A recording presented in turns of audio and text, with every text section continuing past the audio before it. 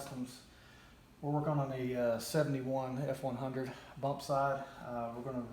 Basically what we're going to be doing today is going to be removing the dash cluster and basically refreshing it. If you'll take a look at it, it's got some age, it's got some wear and tear on it, and we're going to refurbish the actual plastic that's on the cluster, clean the gauges up, and eventually repaint the actual I guess trim piece for the cluster itself. I've already taken it out. What you have to do to get the actual gauge cluster out, there's several screws that line the bottom of this, if you look at it. So you got 1, 2, 3, 4, 5, 6, 7, 8. 8 screws that are probably about an inch long that actually go in the bottom and in the top. Once you pull those out, just pull on the dash a little bit. It'll actually break loose. But before you can actually remove it, you have to remove the blinker relay, which is basically a 2-prong. If you look right here, it's going to be your first relay that you got to undo. Then the next thing will be your speedometer cable. Very simple. Hopefully someone didn't over tighten it, but technically you just unscrew this nut that goes over the speedometer cable, and it just pulls right out. Then the next thing will actually be the harness that goes into the dash cluster itself. It's got 2 clips on the top, if you can zoom in. So you just press those 2 clips in and pull out. So there's a clip at the top and there's a clip at the bottom. Press those both in, and it pulls right out. And this is where it's located at, on the back of the cluster right here. And if you look real close, these are your dash lights, and we're actually going to be replacing all these dash lights as well with LEDs, just to, so you can see a little bit better at night. But all right, we'll get back with you in just a second. We're going to get this tore apart, and we'll show you how to tear this gauge cluster down. All right, so the next thing we're going to do, we're going to take off these 8 screws that are on the back of this gauge cluster. If you'll just pan in and show them the screws. So they are standard size, but I couldn't find my standard size for these, but 6.5 metric will work. It will go on there and actually take them off. We're going to cut the video here in just a second, but like I said, it's going to be these 8 screws that are located right here on this plastic part of the cluster, and we'll take those off, and that should release this portion of the clusters. All right, once you get the 8 screws out, and I will say, taking these out, make sure you turn them really slow, and I wouldn't use a drill impact or a drill itself, because this plastic, just being this old, is just really brittle. So, and also probably putting it back on, I wouldn't over tighten it for sure. But once you get it off, this is what the cluster looks like. Actually, we really don't need to do anything with the gauges. They're actually fairly clean, so we'll probably just blow that out and clean it up a little bit. And then this actual part right here may look, actually it looks pretty good too. There's no rust on it. Probably just take some cleaner to that and clean it up. The real problem is the actual plastic, the plexiglass that's over it that actually protects everything. I don't know if you can get that, but if you look where the sun has just basically faded it out over the years, and I'm going to show you what to do to actually clean this up. So if your piece is good, I'll show you what to do to actually clean it up so you don't have to buy a new one. And then on the actual bezel or the trim piece, we'll do this for another day. Of course, we'll try to get it back to close to original as possible, and then again we may end up going with a totally different color, but I would like to try to keep it as original as possible. Basically, the first thing you want to do is take some soap and water to this piece of plastic. Typically, if it's not real bad and it's just stained up, soap and water will actually clean it up real good. I do have some 1200 grit. There is some blemishes right here. I'm going to try some polish first before I take this 1200 to it, just to keep from doing as much work, or try to do as little work as possible. But we'll try some polish first, and if not, we'll go with this 1200. and then we'll probably go with 2,000 and then 3,000, and then we'll actually buff it out with a mini buffer and polisher.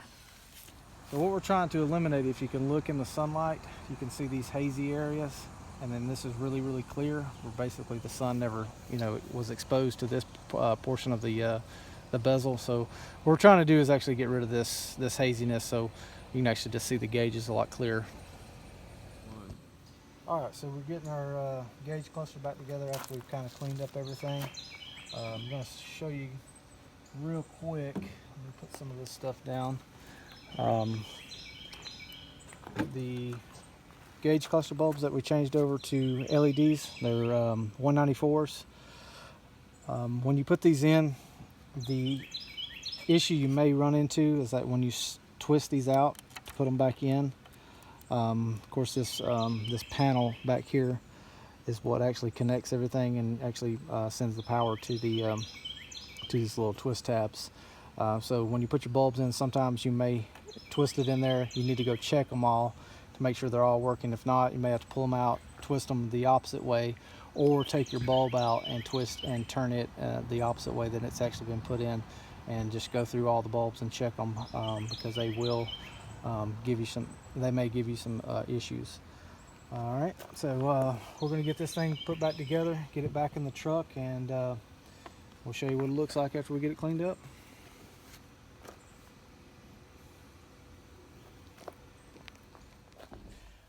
All right, I want to show you something just before we put this gauge cluster back in. So we've got it all put back together. Actually turned out pretty good. It may be hard to see on the camera, but this thing is 10 times clearer than what it was. We'll get the LEDs and stuff working here in just a second. So the original relay for the turn signals is on the back of this cluster right here. I've actually replaced it with this one, which is it's called, I guess, electronic. If you can zoom in, you can actually kind of see it. Anyways, got it through LMC. I think it was like 10 or 12 bucks for it. And what this does is when you want to change all of your turn signals and brake lights over to LEDs, it'll actually allow it to flash. Without this, it won't flash or anything. You'll turn the signal on, and the brightest part will just turn on and it'll stay on, and that's all you'll get. So if you want to switch everything over to LEDs, you have to have one of these relays. LMC, like I said, I think 10-12 bucks for this. Yeah, it's really easy to plug it in. So but we're going to get the gauge cluster put back in. Like I said, this will have to be moved over somewhere else, and plus you have to put a ground, and there's actually already a ground right here near this steering column, so we're going to actually use this existing ground. Put your speedometer cable back on right here. It basically plugs in, you thread it back on, hand tight, that's all it needs, and then put your wiring harness back in back at the side of the gauge cluster, and then put your 8 screws back in and you're good to go. So I'm going to put this back in real quick, and I'll show you the finished product. All right, I wanted to show you all this. All right, so this is the relay that I told you about, and here's the harness that originally went into the cluster. So basically I just zipped out it to the this wiring harness and the ground that came with it. Now on this truck 71, actually already had a existing ground right here, so I just fed the wire through here, zip tied it to some other wires, and actually put the ground right here.